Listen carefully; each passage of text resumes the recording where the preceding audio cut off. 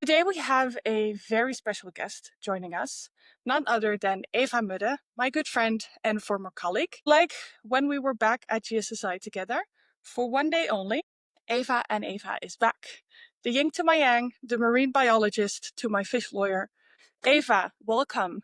And let me start by asking you the question that everyone keeps asking me all the time.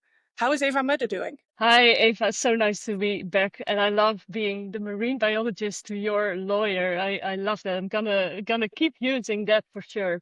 I'm doing really well. So nice to be here and nice to talk to you again. And yeah, also indirectly to your network, which it partly is also my network, and I definitely miss a lot of the people. So good to be here. And we certainly miss you, and people keep telling me that as well. So it's really great to have you here today. So, for anyone who has not had the pleasure of working with Eva Mudde before, she is a marine biologist from the Netherlands, and her experience in the seafood sector includes roles at Wageningen University, UNFVO, GSSI, and now the Dutch Ministry of Fisheries. But anyone with access to LinkedIn, of course, can learn all these things about you. What I would really like to know is what inspired you to study marine biology in the first place?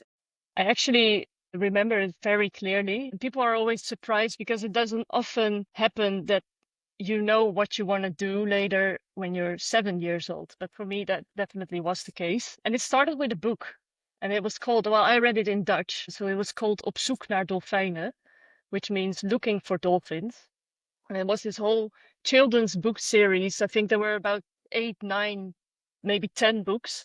And it was about a girl whose parents were marine biologists and they were going to travel around the world for a year looking for dolphins. And so every book described the dolphins and the adventures, of course, in a different part of the world. I thought my 7-year-old self thought, well, if I study marine biology, I'll, travel the world looking for dolphins. And who wouldn't That's want that, right? adorable. Yeah, it's funny when you are that young and you know what you want to do, people are like, sure, sure, we'll see. Like, I was 12 and I decided I wanted to go to law school, which, I mean, which 12-year-old has such a boring dream? But I was just completely convinced. And as you, I was also obsessed with dolphins when I was in primary school. So that makes perfect sense. I Wonderful. can completely understand that ambition. So, speaking about marine life, you do have a hobby that is quite common in this sector, which is diving. I personally, I love learning about marine life. I love reading about it and books. But as you know, half of marine life kind of scares me half to death.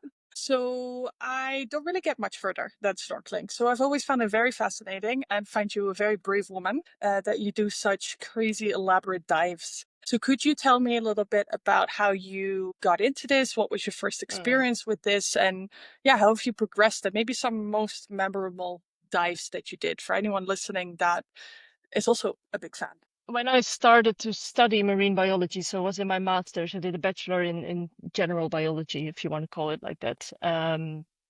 I figured that that would be the moment to learn to scuba dive because I didn't want to graduate not having had the field experience that you can have as a marine biologist if you actually scuba dive and do the research underwater, etc.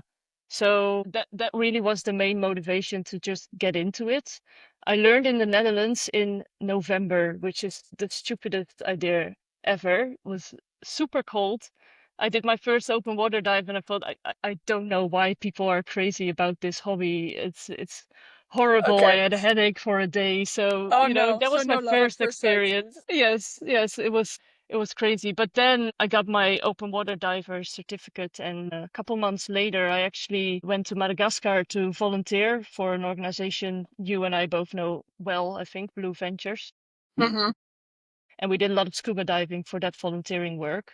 And that's where I really fell in love because obviously you have a warmer environment definitely helps, but also just beautiful marine life. And if you are sort of forced during that volunteering work to dive every day, because that's what you signed up for, right? You also get comfortable really quickly. So because I just had to go in every day, you learn quickly and every dive gets more comfortable and actually more relaxing as well. Oh wow, so really kind of thrown into the deep end. It's almost like your work from zero to nothing. And could you explain a little bit why was diving for this work for Blue Ventures such a big part of the work? What was the purpose of that? They had a really, or have actually, I think they still do this, have a really interesting program for volunteering, because so their mission is to rebuild tropical fisheries directly with the communities that depend on those fisheries. So I think their mission really attracted me. But for the volunteers specifically, they actually do the monitoring of the coral reef, the marine life there. So both the benthic status, but also the fish populations. So you actually really learn some scientific diving to monitor what you saw, which corals, which sponges, but also which fish, how many of them. And all those data went into a very big database that they actually use in their work to monitor, also their goals of rebuilding tropical fisheries, but also restoring and conserving marine life at the same time. Wow. Yeah, that does sound like a really great experience. And I can imagine very inspiring for the rest of your career in seafood that you went on to have Yes, after that. yes. In studying marine biology with this experience and really just learning about marine life, how did this inspire you for the choices you made career wise, with the different positions you've had? And what has been maybe a consistent throughout, and why did you make this choice? Well, I definitely think I found out that 7-year-old Ava's dream was not necessarily the adult Ava's dream. No more I loved dolphins. no, unfortunately, no, I loved the study program, so I really enjoyed doing my master's.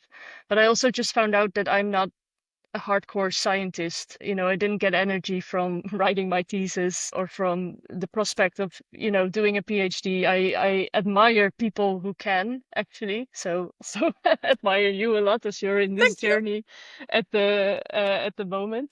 But it was just not for me. And so I kind of started looking around. I knew I wanted to do something that had to do with the ocean and the marine environments. And I actually took one course that was about ocean governance, and there were a lot of fisheries cases in there. And it just blew my mind how complex fisheries governance and fisheries policy is. I was really attracted also to the fact that in fisheries, you deal with a lot of territory that doesn't necessarily belong to, one country, for instance. And that makes it so complex that I just was very enthusiastic to dive into that and sort of never stopped. When I graduated, I knew policy or governance was the way to go, really. Interesting. Yeah, and similar to me, I guess, where it's, there's just so much impact that can be made there, and so much uh, will probably come from that. The improvements we're going to see in fisheries, which, I am very optimistic and confident we are going to consistently see improvement in fisheries management.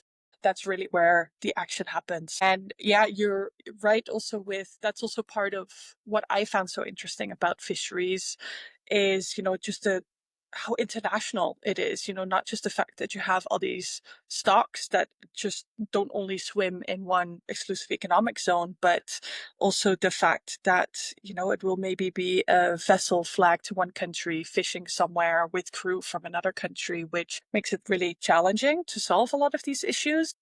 Just a sector where inherently you can't escape that international collaboration. That's just True. really so critical to it. Yeah, I guess even though we come from such a different background, it's interesting how we ended up picking a similar focus, which is very much the policy and the fishery side. So Yeah. once you started working in the seafood sector, is there maybe anything where you're like, oh wow, that really surprised me. I had not anticipated that while I was still studying.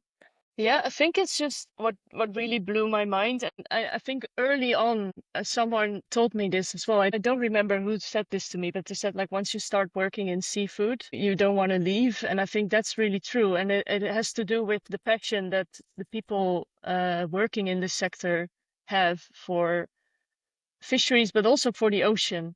And I love building that bridge. And so it's really sort of comforting to see that people really have a genuine passion. And I haven't worked in another sector, so I can't say whether that's the same in other sectors, but sometimes I feel it might be a thing that's really special, particularly in the seafood sector. There's so many passionate people, many people that actually also share, where we recognize what we like in each other. I think there's a lot of people who share this love of these complex issues and the drive to do something about the issues, even if it is complex to do so, even if it is a long journey. And I really yeah, I think I was very surprised by that drive.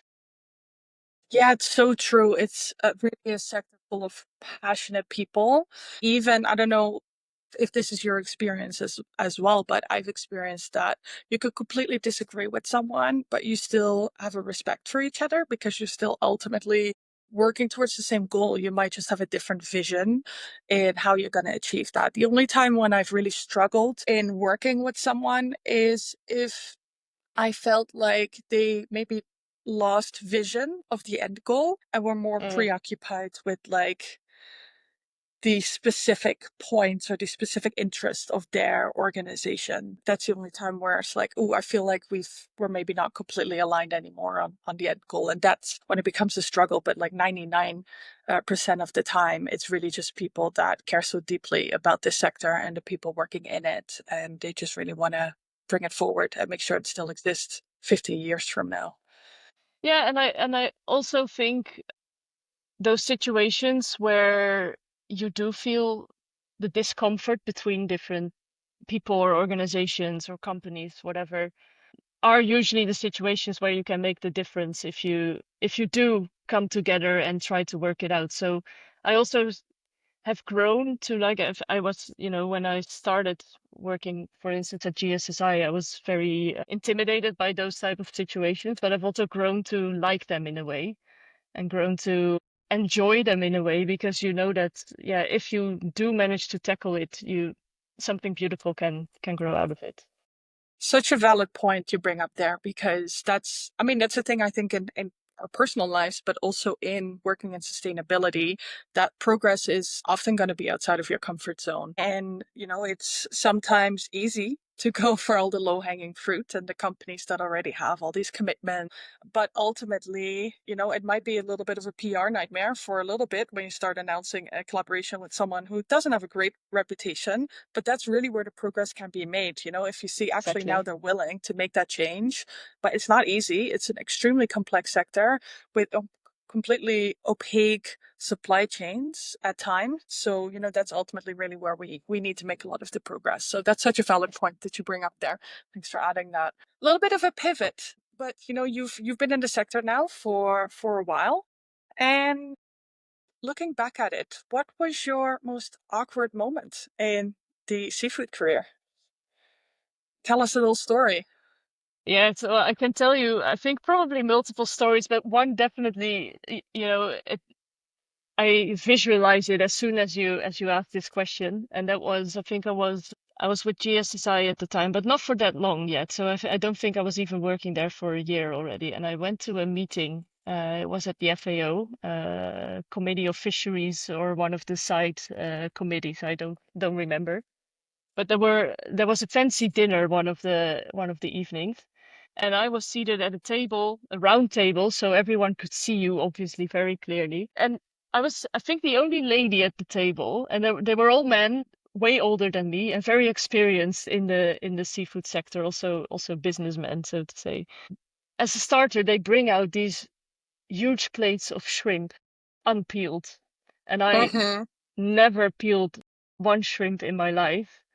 And so they start chatting and sort of, doing business or sharing opinions. And I was just looking at this shrimp, and I'm like, oh no, I do not know what to do. So the person sitting next to me, I knew him. So I sort of like just discreetly nudged him and said, like, I'm sorry, can you please just maybe show me? Problem was, he was this very loud American guy, and he was like, oh, you've Sure. never done it.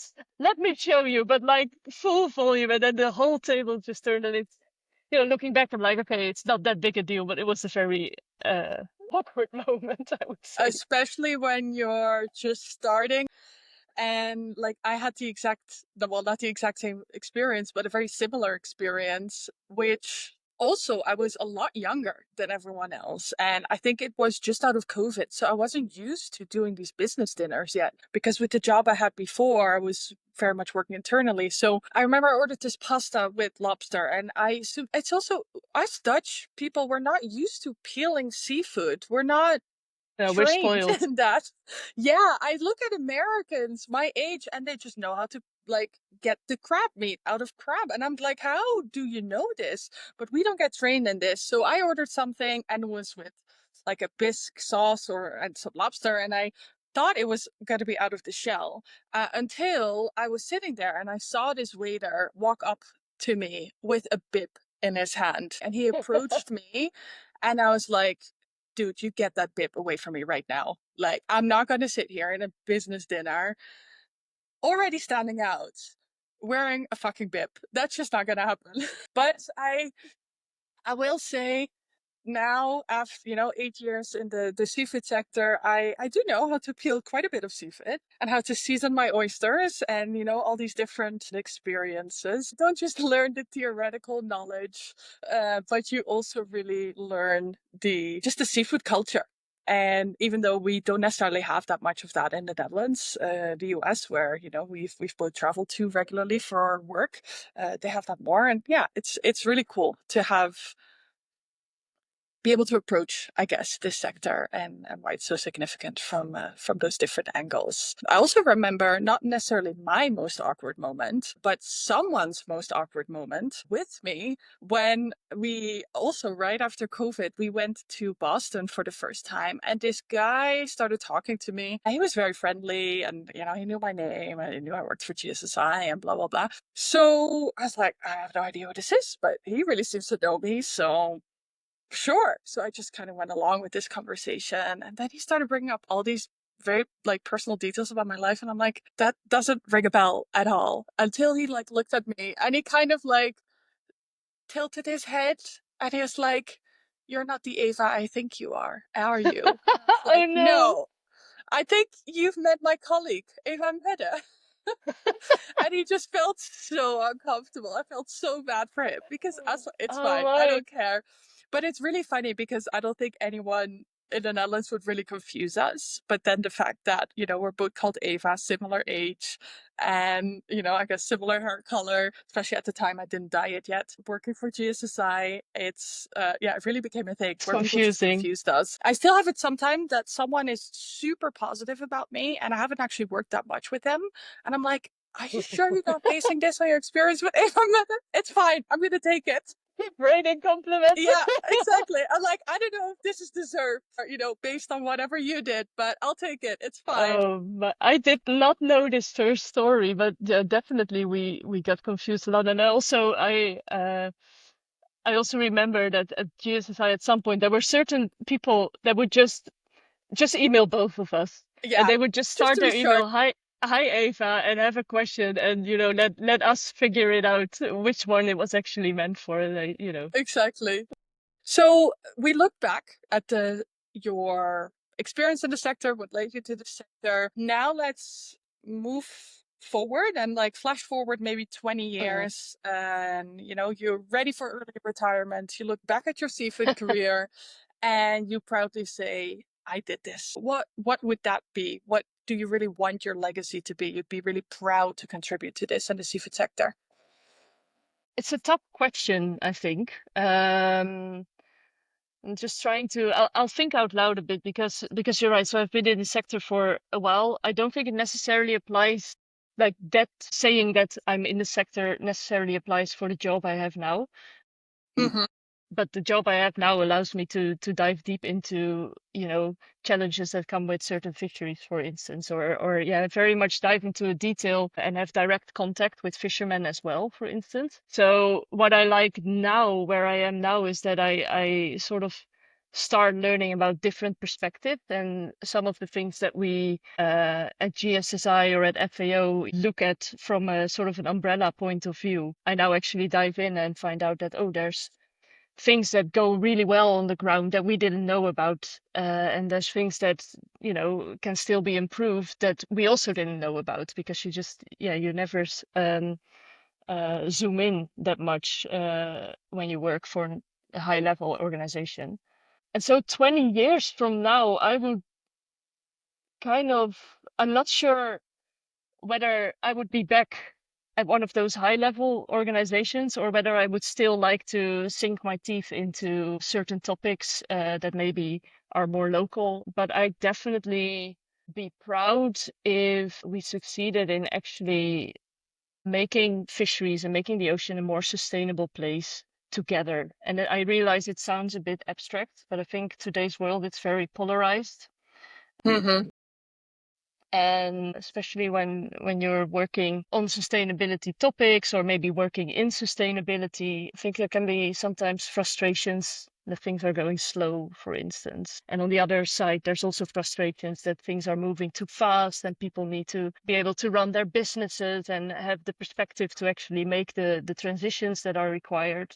So I just think if 20 years from now we actually did go through that transition and still like each other and still, find each other and are still willing to solve it together, I think that would be a big win. But the challenge is uh, doing it together, but making sure you don't come to a standstill because everybody just disagrees and no decisions are being made. It's a very boring target because it means just going step by step and trying to celebrate small milestones as well. And then 20 years from now, look back and see what you've actually achieved. That would be, I think, success for me. It's also, progress, if it doesn't come at a sustainable pace, it's just not going to last sustainably in the sense of for a long period of time. In that sense, seafood sustainability is very similar to losing weight. If you get there too quickly, it's just not going to last. Yeah, You exactly. need you need to get that buy-in. And what I also see sometimes with, if we're talking about seafood sustainability, we're still at a time as well that, making progress on the social or the labor side doesn't necessarily mean making progress on the environmental side. And Mm. sometimes making progress in one, maybe taking a step back in the other. You work at the sector, your friends know you work in the sector, you must get questions sometimes or hear from people certain assumptions that they have. So, what's really, in your experience, the biggest misconception about seafood? And let's focus on the Netherlands specifically, so the people you know there. I'm not sure if it would be specific to the Netherlands because I know a lot of other countries this is also the case, but I find it interesting the perceptions people have around farmed seafood and sort of this instant reaction that we should always go for wild seafood, for instance. But it's much more nuanced than this. So I wouldn't, wouldn't necessarily say I disagree or agree. I haven't made up my mind still about whether I would, favor one over the other. It also depends, of course, on the fishery, etc. You can have farmed seafood that's done in a very good responsible manner, and you have farmed seafood that can be done in a very irresponsible manner. And the same, I think, goes for wild caught. Reactions from friends, they just, they think it's a boring sector or a boring topic to work on, and they're sort of distracted once you start talking about fish, and then it's just like, oh yeah, well, you go and occupy yourself with fish. It's fine. Not fisheries, but actually fish. So they Fish, yeah. think, yeah, they think you're a fish fan, which, well, I am, but I wouldn't want to confirm that sort of prejudice that people have for everyone else. I definitely am, but they also think that's your job to just love fish. Yeah, exactly. And I mean, I've decided to just roll with it. That's why nowadays Yes, I call myself a fish lawyer. I'm not it's fine. It's fine. specialized in natural resource exploitation with a particular focus on marine resources. No, I'm a fish lawyer. That's Yes, that. That's why I wanted to call this podcast Fish People. Plain and simple. That's just it's what we are. perfect. Yes. It's interesting what you mentioned about the assumption about wild caught versus farmed. And I really never quite understood where it comes from. If people are also maybe find wild caught seafood more appealing because it is natural, I guess. And I Mm. think nowadays there seems to be this obsession with the word natural food. But the thing is, so much, like pretty much all of your other food is farmed. So why with fish all of a sudden that's an issue? Isn't it so exceptional that with wild caught that's a thing that exists? Like you're basically just hunting in the water.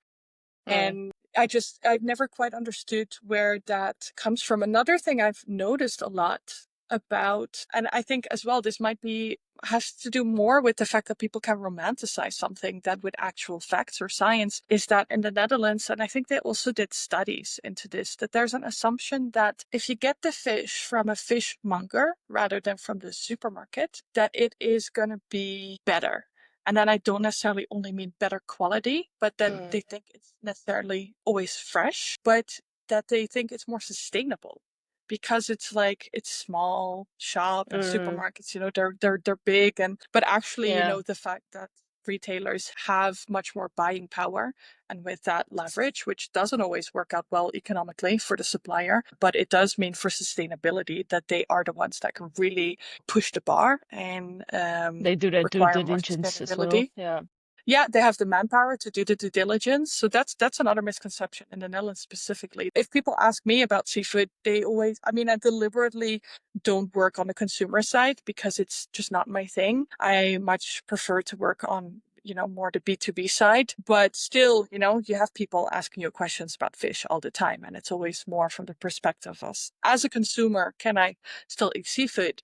And especially, in Europe, I would say you're fine with most, certain species steer clear from that. But in most supermarkets, there's really much more going on behind the scenes Mm. before that lands on the shelves than you're aware of. I have a final question for you. It Very serious question. You probably have to think about it. So if you need to take a minute, that's completely fine. So would you rather be able to speak with all the marine animals or speak all the language in the world so you could speak with all seafood sector stakeholders? Oh my goodness. I would, no, actually, I'm pretending to think, but I would definitely pick the first one. The Yes, fish. I know yes, you would. yes, yes. Yes. I'm all for, obviously international collaboration, etc. But we are getting there already, and we Sure. we do You need have to AI put for in the that. effort. But imagine what we would be able to learn if you could speak to the marine life. Yeah, True. no, that would be wonderful. My dives would never be quiet anymore, so that would be a thing to consider for sure. A lot of my friends have the same response, and I had no idea that people were so interested in communicating with animals. I think it will definitely do wonders for animal welfare. We'll finally be able to get Absolutely. some Yeah. answers in that context. So that would be great. Yes. Well, thank you so much, Eva, for joining me on this Thank you. episode of Fish People. It was really lovely to catch up with you. And I'm sure I'm not just saying that on behalf of myself, but also on behalf of anyone listening that knows you as well. We definitely hope to see you again in the future. And for now, we wish you all the best with your very interesting job at the Ministry of Fisheries in the Netherlands. Thank you, Eva. Thank you. Thank you.